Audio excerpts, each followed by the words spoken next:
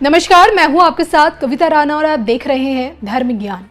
पिछले 4 महीनों से मिडिल ईस्ट में छिड़ी जंग बुझने की बजाय पूरी तरह से भड़की हुई और इस साल का सोचिए पहला सूर्य ग्रहण लगते ही 28 फरवरी को जैसे ही अमेरिका के साथ मिलकर इजराइल ने ईरान पर हवाई हमला किया, दुनिया के कपाल पर मौत ने तांडव करना शुरू कर दिया। खामने की मौत से ईरान में मातम पसर गया और फिर जब खामने की मौत का बदला लिया जाने लगा तो ईरानी सेना ने खाड़ी देशों में मौजूद अमेरिकी सैन्य ठिकानों को चुन चुनकर निशाना बनाना शुरू कर दिया।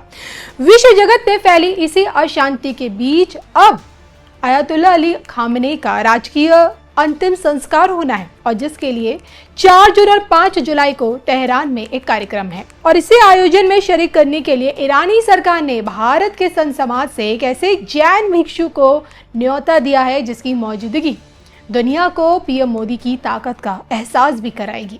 खामनेई के जनाजे में जाने वाले वो जैन भिक्षु कौन है जो भारत के जगतगुरु बनने की भविष्यवाणी ऑलरेडी कर चुके हैं? कौन है वो जैन भिक्षु जिन्हें पीएम मोदी में 140 करोड़ भारतीयों की ताकत दिखाई देती है?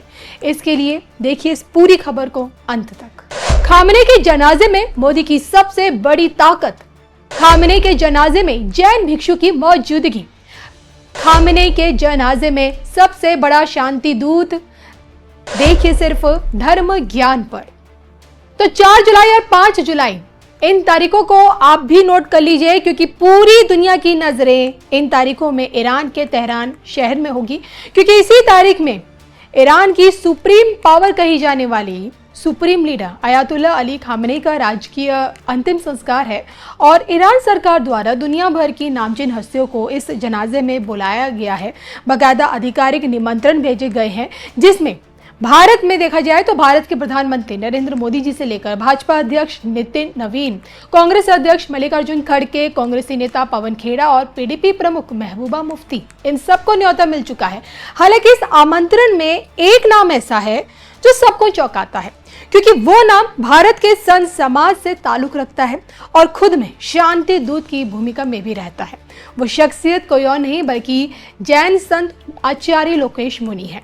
ये वही आचार्य लोकेश मुनि हैं जो सार्वजनिक मंच से कई दफा भारत के विश्व गुरु बनने की भविष्यवाणी कर चुके हैं, यानी कि जगत गुरु बनने की।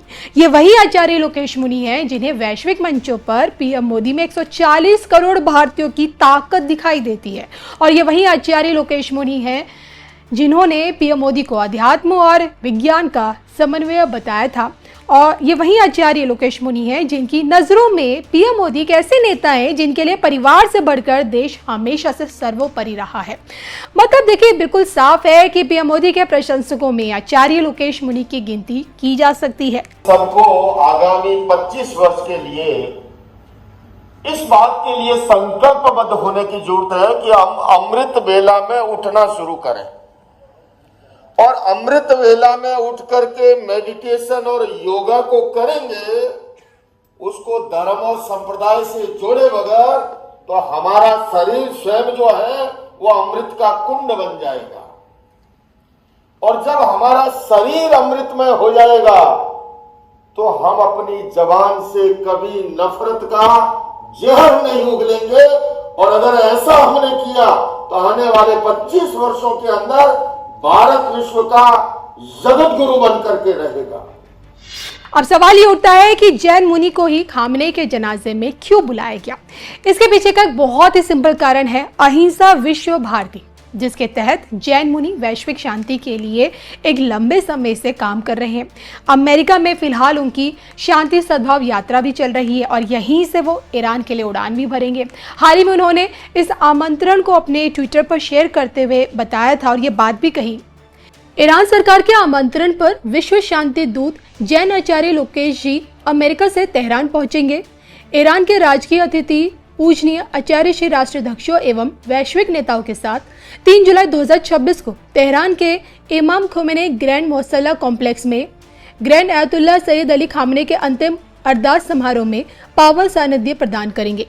अमेरिकी की शांति सद्भाव यात्रा के दौरान पूर्व गुरुदेव के वी सपोर्ट पीस अभियान को रिपब्लिक डेमोक्रेट दोनों पार्टियों के नेताओं के अभूतपूर्व समर्थन के बाद तत्काल ईरान की यात्रा वैश्विक शांति की दिशा में मील का पत्थर साबित होगी। तो एक लंबे समय बाद अब जाकर सोचे खामनेई का राजकीय अंतिम संस्कार किया जा रहा है। बताया जा रहा है कि 9 जुलाई को मशहद में उन्हें सुपुर्द खाक किया जाएगा, क्योंकि ये वो जगह है जहाँ पे उनका जन्म हुआ था।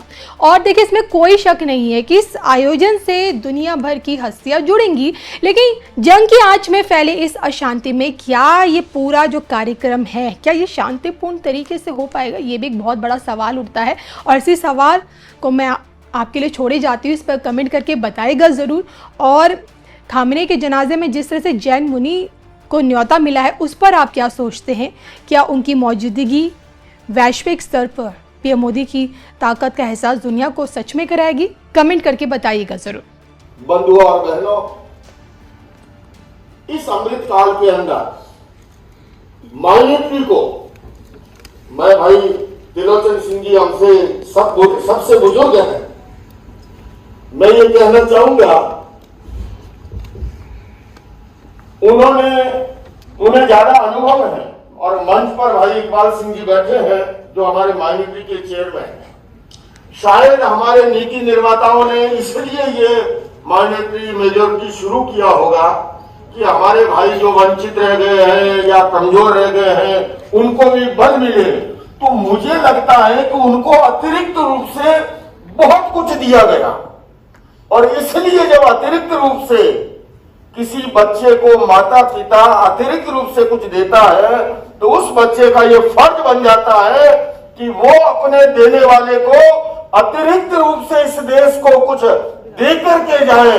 तो सबसे पहले तो हम राष्ट्र को प्रथम मानना सीखें, उसके बाद में हमारा जाति है, हमारा संप्रदाय है, हमारा धर्म है, पहले हमारा राष्ट्र है। इस संकल्पवत आज होने की जरूरत है। दूसरे में मैं कहना चाहूंगा, हमारे ये टीवी चैनल वाले सामने हैं, 24 ही घंटे चलाते हैं, और उसमें भी अगर प्यार मोहब्बत की बातें करूंगा तो शायद उतनी नहीं चलेगी जोड़ने तोड़ने की। और हम देखते हैं कि राजनेताओं को हम लोग बहुत कोसते हैं, किंतु मैं इस मंच पर इस प्रश्न को उठाना चाहता हूं कि यही राजनीतिक दल 15, 20, 25 दल मिलके कभी एनडीए के नाम से, कभी यूपीए के नाम से एक कॉमन मिनिमम प्रोग्राम बना के 5, 10, 15 वर्ष साथ में सरकार चला लेते हैं, तो भला हम सभी धर्मों के धर्मगुरु साथ में मिलकर काम क्यों नहीं कर सकते?